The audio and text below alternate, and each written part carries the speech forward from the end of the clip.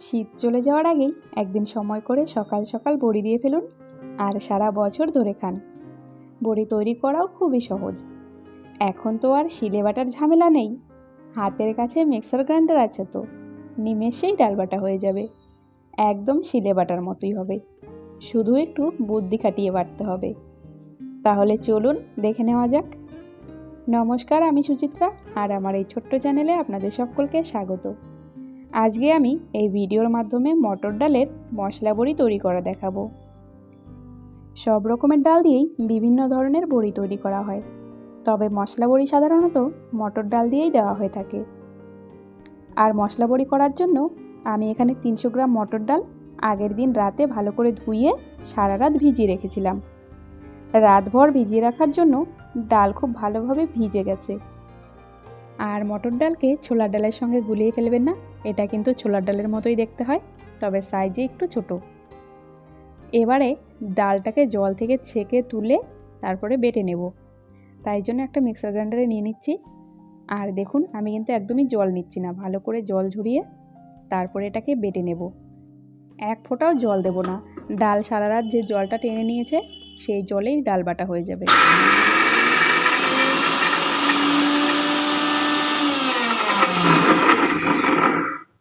একটুখানি ঘুরিয়েই একটা চামচের সাহায্যে ডালটাকে এইভাবে নাড়িয়ে দেব। 3 থেকে 4 বার এইভাবে মাঝে মধ্যে ঢাকনা খুলে নাড়িয়ে তারপরে বেটে নিলেই কিন্তু ডালটা খুব সুন্দরভাবে বাটা হয়ে যাবে। আর বিউলির ডাল বা মসুর ডালের যদি হয়ে থাকে তাহলে 2 থেকে 3 বারের মধ্যেই হয়ে যায়। মটর ডালটা একটু বেশি টাইম লাগে।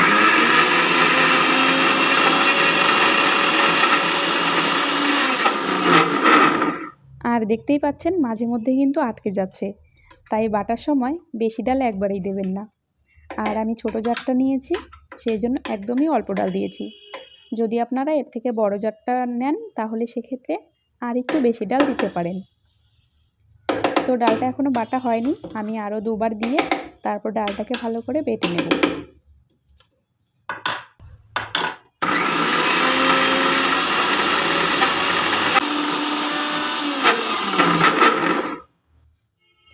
তো মোট 4 বার আমি এভাবে ঘুরিয়ে নিয়েছি, আর ডালটা এখন খুব সুন্দরভাবে বাটা হয়ে গেছে। আমি নামিয়ে আপনাদেরকে দেখাচ্ছি। এই যে দেখুন, ডালটা খুব সুন্দরভাবে একদম মিহি হয়ে বাটা হয়ে গেছে। তবে এর মধ্যে 2-1টা আস্ত ডাল থেকে যাবে, তাতে কোনো অসুবিধা নেই। এবার এটাকে একটা পাত্রে নামিয়ে রেখে আমি বাকি ডালগুলো একই রকমভাবে বেটে নেব। তো আমার সমস্ত ডাল বাটা হয়ে গেছে দেখুন। আর এইদিকে আমি একটা মশলা বানিয়ে নিয়েছি। একটা শুকনো খোলায় দিয়ে দিচ্ছি 1 চামচ গোটা ধনে, 1 চামচ গোটা জিরে আর 1 চামচ 5 ফোড়ন। এবার এগুলো হালকা করে একটু ভেজে নেব, খুব বেশি ভাজবেন না, একদমই হালকা করে ভেজে নিতে হবে। তো মশলাটা ভাজা হয়ে গেছে, এবার এটাকে একটা পাত্রে নামিয়ে ভালো করে ঠান্ডা করে নেব। তারপর শিলে বা মিক্সিতে বেটে নিতে হবে। আমি মিক্সিতে বেটে নিয়েছি। এই যে দেখুন, একটু দানা দানা করে বেটে নিয়েছি। এবারে এই গুঁড়ো মশলাটা ডাল বাটার মধ্যে দিয়ে দেব। আর আমি বড়িগুলো একটু বেশি মশলাদার করব, সেই জন্য এর সঙ্গে 1/2 টেবিল চামচ গোটা মৌরি আর 1/2 টেবিল চামচ কালো জিরে দিয়ে দিচ্ছি। আপনারা এত মশলা পছন্দ না করলে পরিমাণ আরও কমিয়ে দিতে পারেন। সেই সঙ্গে দিয়ে দিচ্ছি 1 টেবিল চামচ শুকনো লঙ্কার গুঁড়ো, 1 টেবিল চামচ নুন, আর দিয়ে দিচ্ছি 1 টেবিল চামচ মতো আদা বাটা। এবার এই সমস্ত কিছু একসঙ্গে মেখে নেব। আলাদা আলাদা করে মাখতে গেলে কম বেশি হয়ে যাবে, সেই জন্য আমি একসঙ্গে সমস্ত ডালটা মশলা দিয়ে মেখে নিচ্ছি। তো মশলার সঙ্গে ডালটা মেশানো হয়ে গেছে, এবারে ডালটা ফেটিয়ে নেওয়ার পালা। তবে ফেটিয়ে নেওয়ার আগে বড়ি দেওয়ার জন্য এদিকে একটা চট বিছিয়ে নিয়েছি, আর তার উপরে একটা কাপড় বিছিয়ে দেব। সুতির কাপড় দিতে পারলে ভালো হয়, সিনথেটিক দিলে পরে একাই ঝরঝর করে পড়ে যাবে। যখন আমি এটাকে টাঙিয়ে দেব তখন এটা ঝরঝর করে পড়ে যাবে।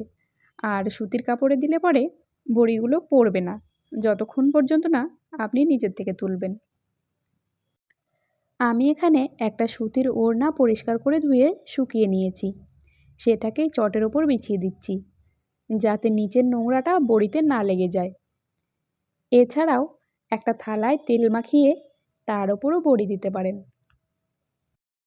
এরপর এখান থেকে অল্প অল্প করে মশলা ডালের মিশ্রণ নিয়ে ভালো করে কোনো গামলাতে ফেটিয়ে নিতে হবে। ডাল যত ভালো ফেটানো হবে বড়ি ততই ফলকা হবে আর টেস্টও হবে।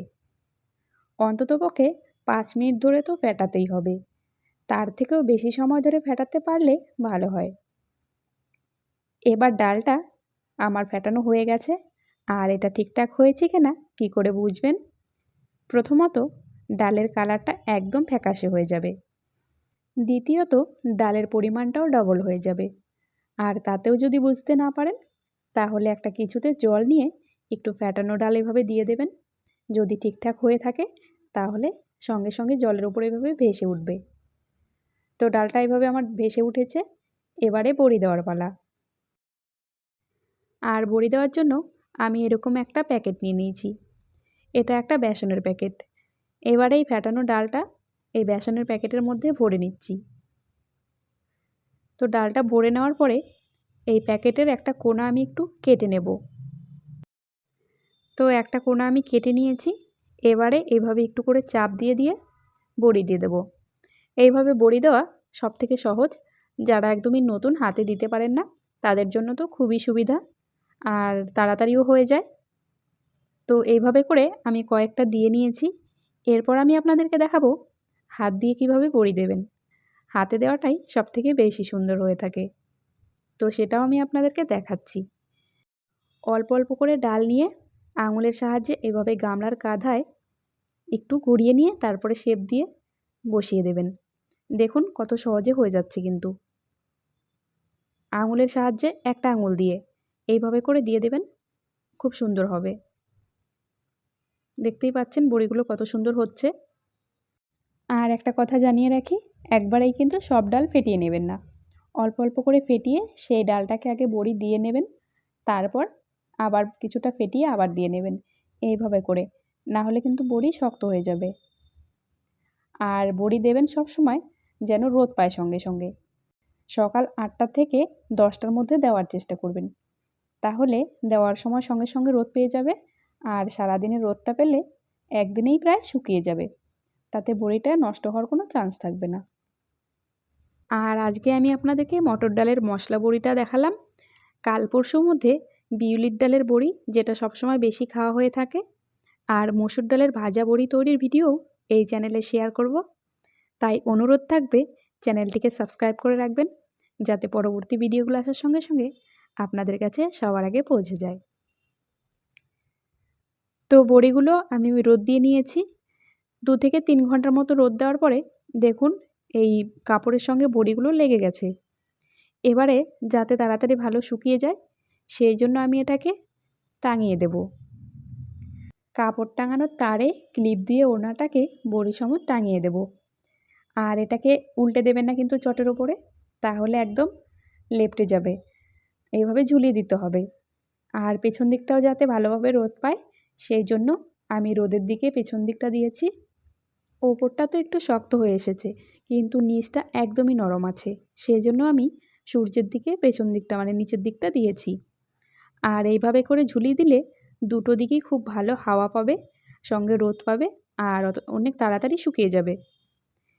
আজকে এইভাবে দিয়ে দেব আর রাতে ঘরে রেখে দেবো, কালকেও আবার টাঙিয়ে দেব, 2 দিনে একদম শুকিয়ে যাবে।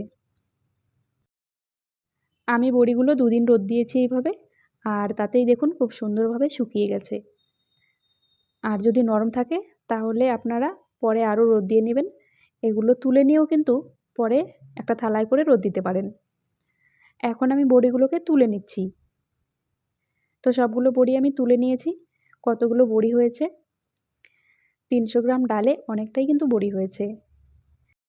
বিউলির ডালের বড়ি হলে একদম সাদা ধবধবে হয়, মটর ডালের বড়ি আর যেহেতু মশলা মেশানো আছে সেই জন্যই একটু কালচে হয়েছে। তো ভিডিওটি আপনাদের কেমন লাগলো কমেন্টে জানাতে ভুলবেন না। ভালো লাগলে একটি লাইক করে দেবেন, শেয়ার করবেন। ভিডিওটি শেষ পর্যন্ত দেখার জন্য অসংখ্য ধন্যবাদ। দেখা হচ্ছে পরবর্তী ভিডিওতে। সবাই ভালো থাকবেন, সুস্থ থাকবেন। টাটা।